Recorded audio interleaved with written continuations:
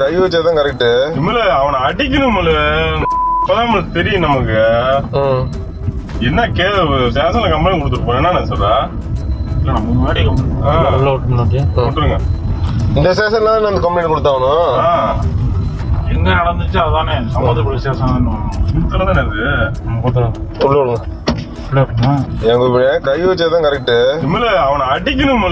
கனிமல கொள்ளையை பற்றி செய்தி சேகரிக்க சென்ற நியூஸ் தமிழ் செய்தியாளர் கதிரவன் மற்றும் ஒளிப்பதிவாளர் செபஸ்டியன் ஆகியோர் மீது ஆளும் திமுக சட்டமன்ற உறுப்பினர் பழனியாண்டி கொலைவெறி தாக்குதல் நடத்திய இந்த வீடியோவை பார்க்கும்போது நெஞ்சம் பதறுகிறது.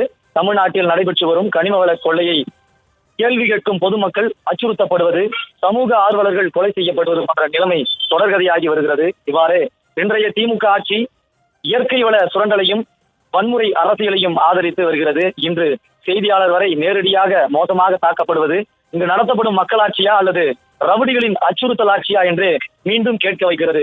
திமுக ஆட்சியில் முகங்களாக குண்டர்களும் சமூக விரோதிகளும் வன்முறையாளர்களுமே இருக்கிறார்கள் என்பதற்கு இது போன்ற சம்பவங்கள் உதாரணம். தொடர்ந்து மக்கள் விரோத போக்கில் ஈடுபட்டு வரும் நபர்களை ஊக்குவித்து அவர்களை அதிகாரத்தில் அமர வைக்கும் திமுக ஆட்சியை மக்கள் தூக்கி எறிவது உறுதி.